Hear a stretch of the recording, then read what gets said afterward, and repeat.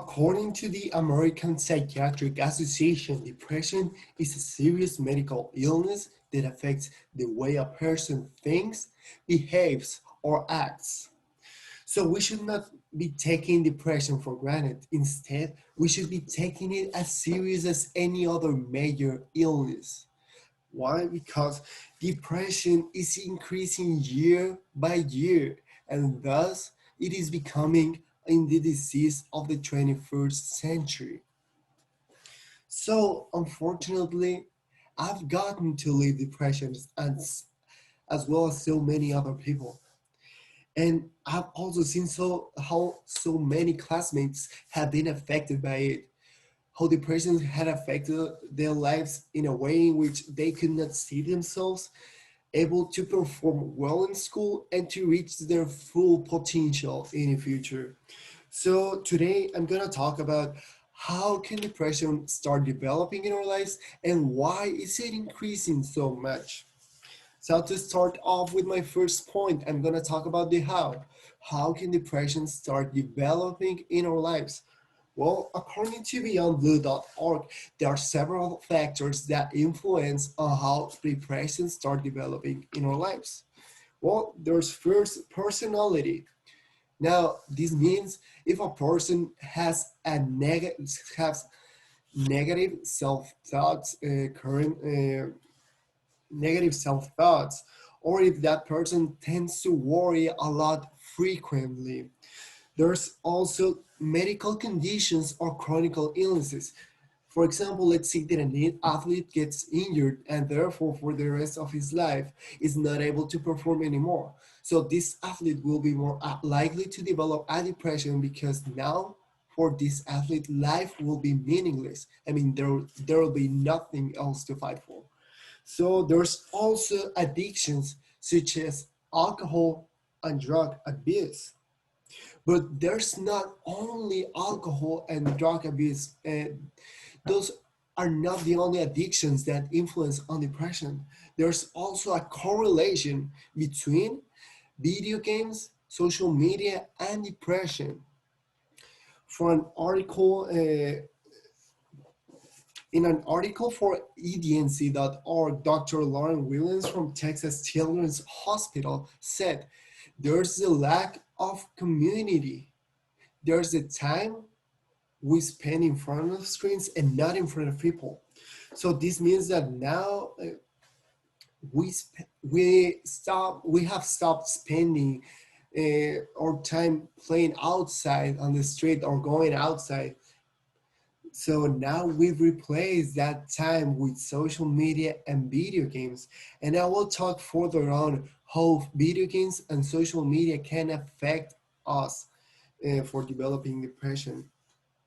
So there's also a disorganized lifestyle. So this factor can, the way it affects, according to intermountainhealthcare.org, is that when a person procrastinates a lot or has a huge list of to-dos, that person will develop a huge stress that sooner or later will turn out into a depression because when a person has to carry with a huge amount of stress under his shoulders, the negative self-thoughts will come eventually. And that's pretty important. Having negative self-thoughts are a main factor. So this is, so now that I have talked about the how, I'm gonna talk about the why. Why is depression increasing so much? Well, according to Philip Zimbardo, Americans on average before turning 21 have already spent 10,000 hours of their life either playing video games or in social media. So social media and video games are not bad. But the issue is when a person gets addicted to it, as I said before. So with video games, what happens is that according to Philip Zimbardo, people get used to a digital environment in which they can change everything as they want to. So now when these people have to deal with an analog environment, such as a classroom, for example, these people will lose focus when they realize that, or when they see that they're not able to change things as they do in video games, or basically they will not fit in a classroom because of this. They are not able to change things, and a classroom will seem boring to them. They will lose focus and eventually will think, because of their low grades, that they are below average. There's also, uh, according to Philip Zimbardo as well, there's also this factor: family meals are not as they used to be. According to him, 1 out of 5 American families spend their meals together, or at least 1 out of 5 have effective social interaction when having a meal. So this means, for example, that now families are on their screens and do not interact anymore. This can be harmful for a youngster mental health.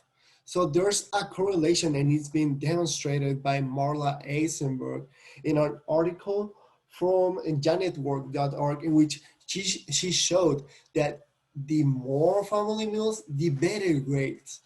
The less family meals, the worse grade a youngster will have. So uh, there's also social media. Now I'm going to explain this. So social media, what it does to a child's mind is that it changes their perspective, or his perspective about what is normal. So that kid, when addicted, is gonna be exposed to lots and lots of images or of people trying to pose their back this picture and trying to show a perfect model of an unreal life. So uh, kids will naturally try to compete against this, and when they realize that they are not able to keep up with that lifestyle, they will eventually fall into a depression. So according to an experiment by Harvard, uh, what happens with social media is that it lights up the same areas in our brain as if when we take addictive substances, right? So when we talk about ourselves or post a picture or receive a positive feedback on social media, the brain releases dopamine, and that is what creates addiction. And therefore, a youngster will depend on this, on social media or video games, to be happy. And that is a main factor of why depression is growing so much in this century. So today I've talked about the why and how. Why is depression increasing and how can it develop in our lives? So addiction to social media and video games is my main point of this speech, because it is helping depression to become on the disease of this century.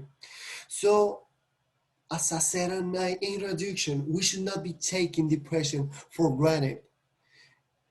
We should be taking it as serious as any other medical illness. Life is so short, and it would be a shame for us to be fighting our whole life against depression.